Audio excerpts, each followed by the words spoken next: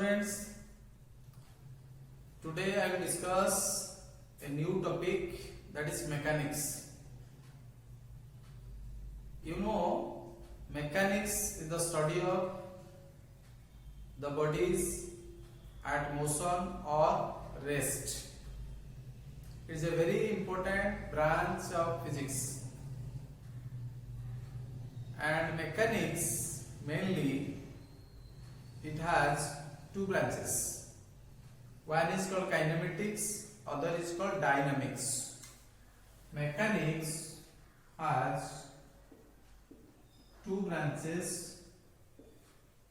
One is called kinematics, other is called dynamics. What is kinematics? Kinematics is the study of motion without its cause. Dynamics is the study of motion with its cause. Then what are the things you are studying in kinematics? And what are the things you are studying in dynamics? In kinematics, you are just going to describe the motion. Suppose you are going to school, you want to describe your motion. Then what are the things those are required to describe your motion? You may calculate what is the distance covered. You may calculate the displacement. It may be velocity, maybe acceleration, maybe time taken. You may describe your motion by plotting a graph between variables like velocity time, acceleration time, displacement time, like that. Just we are describing the motion without going for the cause of motion. But in dynamics, it is the study of motion with its cause. Why the motion takes place? Suppose a book is placed on the table. If you want to move, you have to apply a force. Then what is the cause of motion? Force. The force is the cause of motion. And in dynamics, you are studying details about the force. Force and laws of motion and all, that is coming under dynamics. But in kinematics, we are studying the motion without its cause. In kinematics, you are deriving the equations of motion. And equations of motion means the relationship among the variables related to motion. What are the variables related to motion? Displacement, velocity, acceleration, time. So these are the variables related to motion. And the relationship among those variables are called equations of motion. Here I want to derive the equations of uniformly accelerated motion.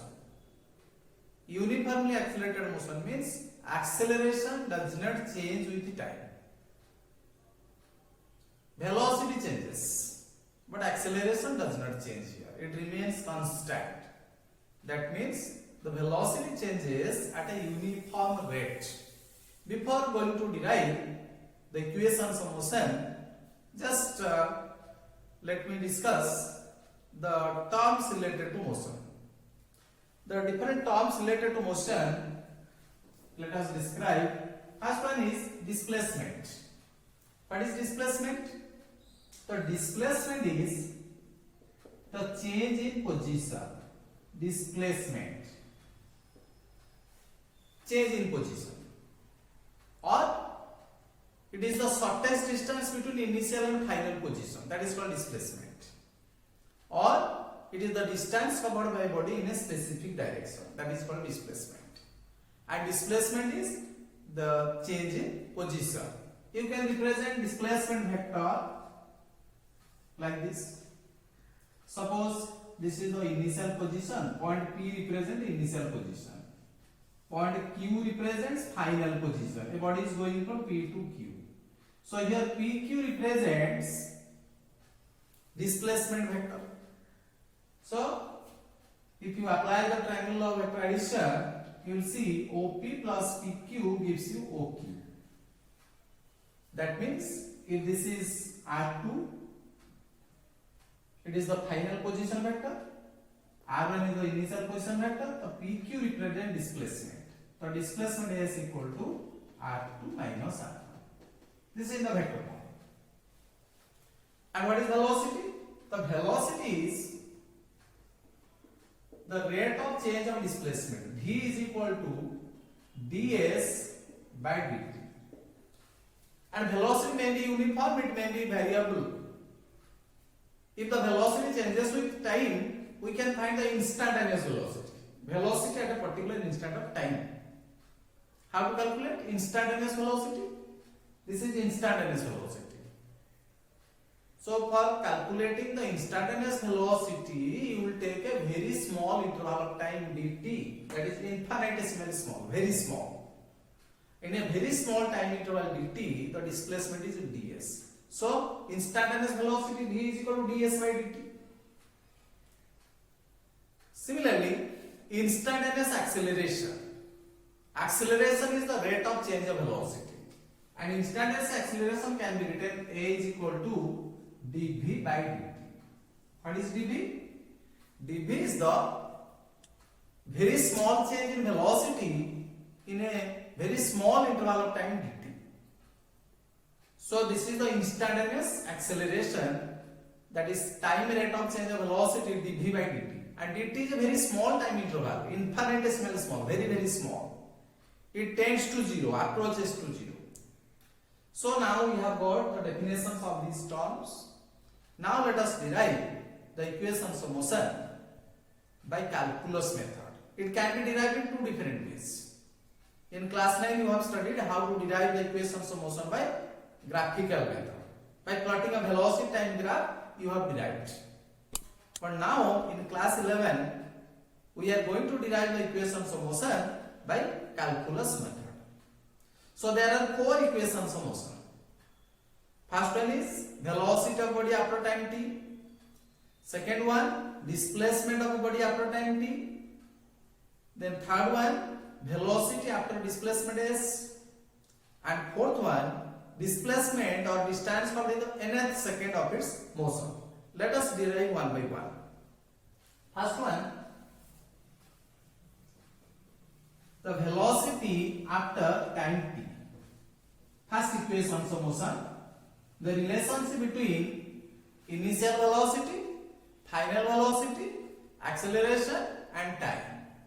So let us consider one body is moving with initial velocity u. That means when t is equal to 0, velocity v is equal to u. When time is equal to t, velocity becomes a v. And I want to derive the equations of motion in one dimension. In one dimensional motion, you may or may not give arrow mark. You know velocity is a vector quantity. Because the body is moving along a straight line path. That's why the arrow mark may or may not be given. Now, to derive the equations for the velocity, I will start from the acceleration. We know that acceleration a is equal to dv by dt.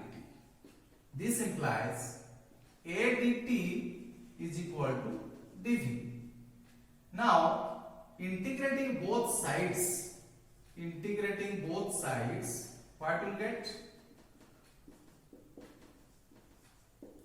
Because now dv is given, dt is given. To get the velocity, we have to integrate it. So now, what will get? Integration over dv is equal to integration over a dt. And here, integration is over the velocity. Here, integration is over time. And here, a can be taken out of the integration because a is constant. And now we have to take the limit points. For velocity, what are the limit points? Initial velocity is u, final velocity is v. So the lower limit is u, upper limit is v. What about the limits of time? 0 to t. 0 to t. That means when time is 0, velocity is u.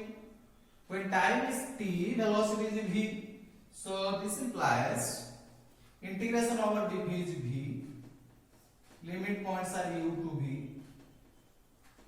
That is equal to a dt. Limit point from 0 to t. Integration of dt is t. Integration of dt is t. So I will write here t from 0 to t. Now just put the limit points. Upper limit minus lower limit. So v, the upper limit is v, lower limit is u. So this implies v minus u is equal to a t minus 0. So this implies v is equal to u plus at. So this is your first equations of motion.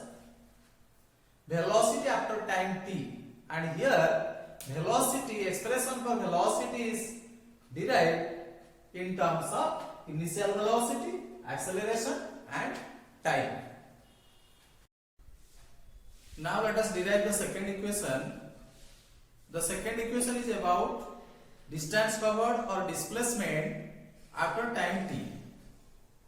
And whenever you are going to derive the expression for displacement, we will start with velocity. And we know that velocity v is equal to ds by dt. Children, I am not putting your arrow mark because we are deriving the equations of uniformly accelerated motion in one dimension. In one dimension, you may not give the arrow mark I told you before. So, when v is equal to ds by dt, what is v? V is equal to ds by dt. So, ds is equal to v dt. And from first equation, we know that v is equal to u plus at. Already we have derived this one.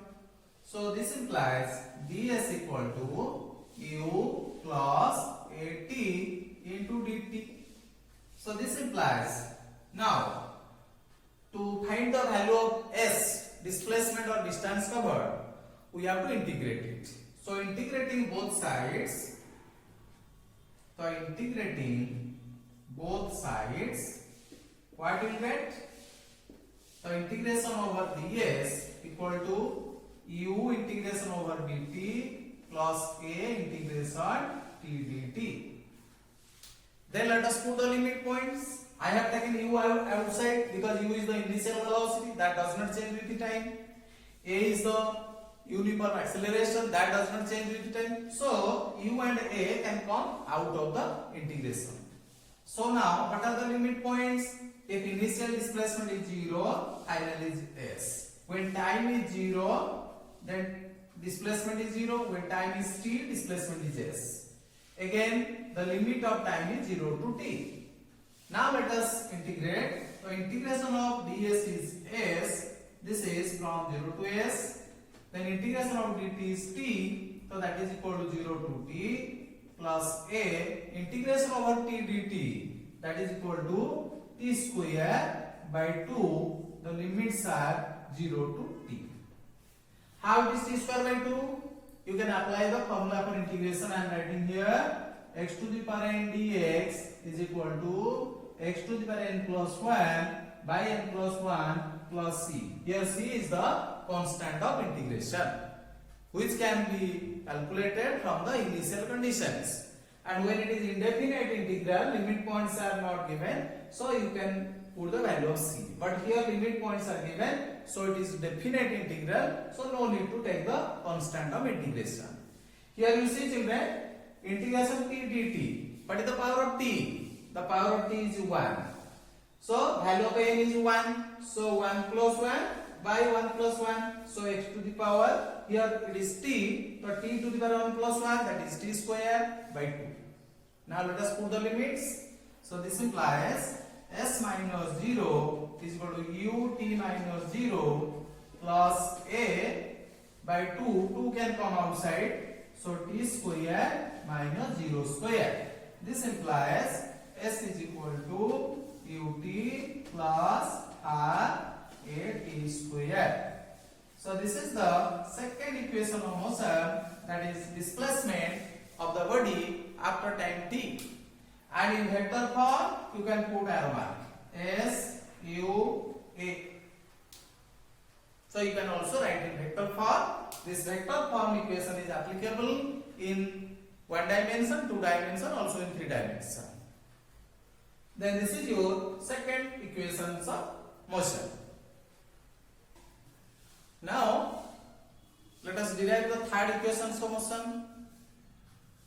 In third equation is the relationship between the velocity with the displacement. That means if time is not given, then what is the velocity? Velocity after displacement s. So to find the expression for velocity, what I told you, we will start with acceleration. So we know that a is equal to dv by dt. And when a is equal to dv by dt, and we want to find out velocity after displacement s, so we have to eliminate time. So I will make a little adjustment. How? dv by dt, I can write dv by ds into ds by dt. Little adjustment added. This implies a is equal to dv by ds, and what is ds by dt? ds by dt is nothing but velocity.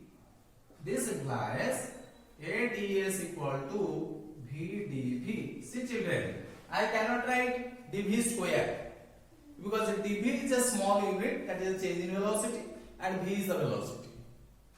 So now v dv is equal to a ds. Now time is eliminated. So now integrating both sides.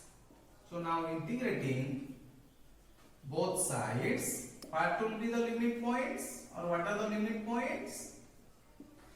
The limit points will be a can come outside because a is uniform, constant, it will come outside the integration. The limit points of displacement is 0 to s. Initial displacement is 0, final is s. That is equal to integration of v dv. This is u to v. When s is 0, velocity is u, initial velocity u. When displacement is s, final velocity is v. So now integration of ds is s, and integration of v dv is v square by 2. Already you have done this one. 0 to u to v. Now put the limits. On putting the limits, s minus 0 equal to 1 by 2 v square. A is there, minus u square. So this implies v square minus u square equal to 2as. So this is your third equation of motion. Children, fourth equation is about the distance covered or displacement in the nth second of its motion. That is called s nth. In the nth second, what is the distance covered? Suppose a body is moving along a straight line path. So this is the origin, and it is found that after 4 seconds the distance covered is s4, that is equal to 10 meter. So in the 5th second it is found that distance covered is 13 meter. Then what is the distance covered in the 5th second? In 4 seconds distance covered is 10 meter. In 5 seconds distance covered is 13 meter. What is distance covered in the 5th second? So s5 will be equal to 3 meter, and that is s5 minus s4. So that means distance covered in 5th second is distance covered in 5 seconds minus distance covered in 4 seconds. Similarly, s nth, distance covered in nth second is distance covered in n seconds minus distance covered in n minus 1 seconds. So once again, like the second equation, we will start from velocity, and we know that v is equal to ds by dt. This implies ds equal to v dt and v is equal to u plus at into dt. But here the limit point will be different. This implies ds equal to u dt plus at dt. And now integrating both sides,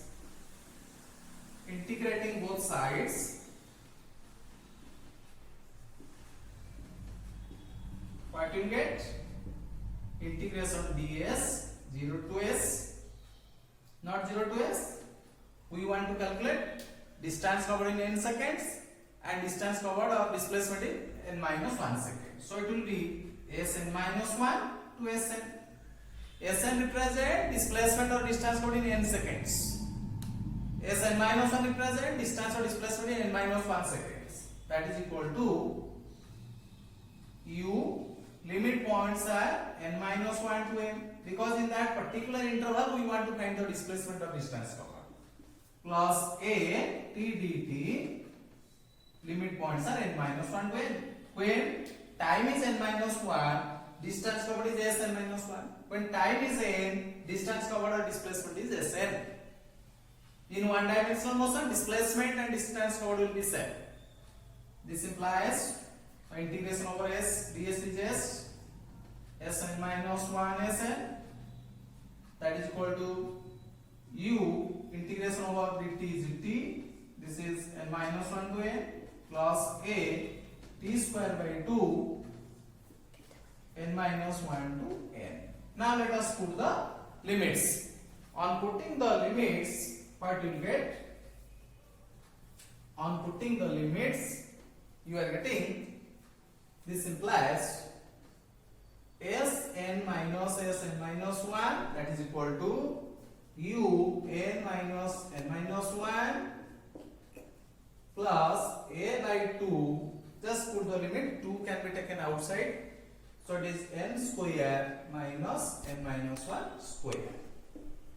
So in the left hand side it is nothing but s and n. In the right hand side n minus n minus, that is only 1, so u plus a by 2 2n minus 1. So in vector form also we can write s and n is equal to u plus a by 2 into 2n minus 1. So this is the displacement of a body in the nth second of its motion. So this is how, children, we have derived the equations of motion by calculus method. Thank you, children.